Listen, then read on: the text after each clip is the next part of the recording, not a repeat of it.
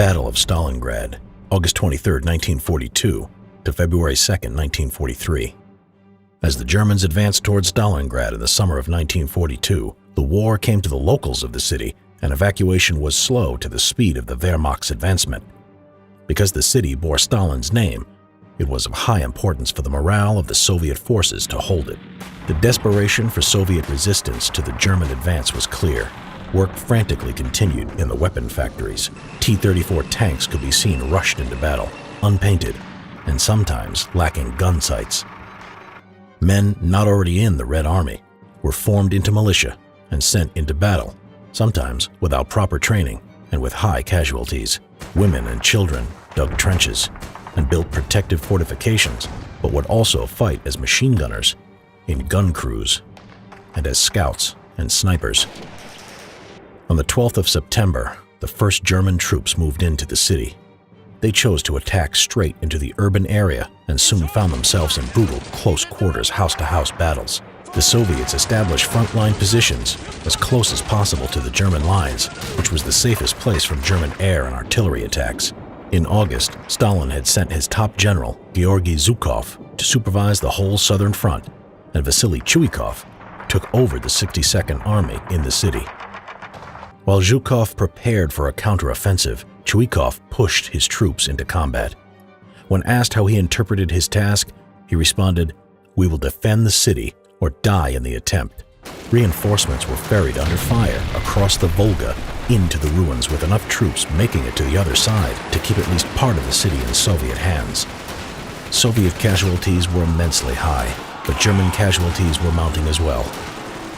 To ensure the defense of Stalingrad, Stalin had issued Order Number 227 on July 27, 1942, known as "Not One Step Backwards."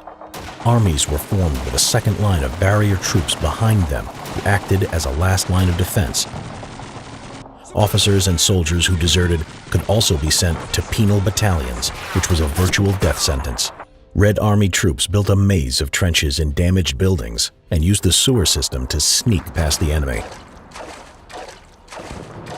Both sides employed snipers, and the destroyed buildings of Stalingrad made it an ideal environment for cover. The most famous Soviet sniper celebrated as a hero was Vasily Zaitsev, with 225 confirmed kills. At the end of September and in mid-October, the Germans came close to victory, but the defenders clung onto part of the city's northern factory district. The advance to Stalingrad brought other problems for the Axis forces. Hitler had fired several of his generals in the summer after arguments over his strategic plan. Now he was making many command decisions himself. The winter caused problems for both sides, breaking down tanks and making weapons more difficult to operate. However, the Red Army had better clothing for the freezing cold conditions, with quilted jackets and fur hats. Stalingrad had expanded the German front, and as a consequence, the Italian and Romanian armies were brought in to support the flanks of the 6th Army and 4th Panzer Army. Fighting inside Stalingrad was sapping German forces and causing them to pull units from flanks into the city. The Romanian and Italian troops were poorly trained and had low morale. Therefore, they would be the first targets for the planned Soviet counteroffensive. The Soviets attacked Hungarian positions north of Stalingrad on November 19th, and to the south the next day, devastating the Romanian fronts. Within a week, the two advancing Red Army forces had joined up and cut Stalingrad off. General Paulus asked permission to break out, which he could have done, but Hitler refused, instead promising to resupply the trapped German army by air.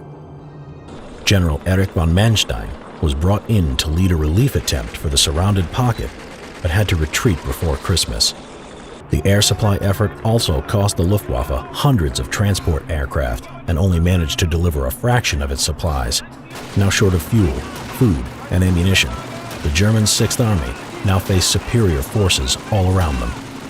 The last German troops in the city would surrender on February 2, 1943, but sporadic fighting around the city went on until March. The Battle of Stalingrad was a crushing blow to Nazi Germany, and the losses to the Wehrmacht could not adequately be replaced. Subscribe to see more history videos. Get Simple History World War II out today.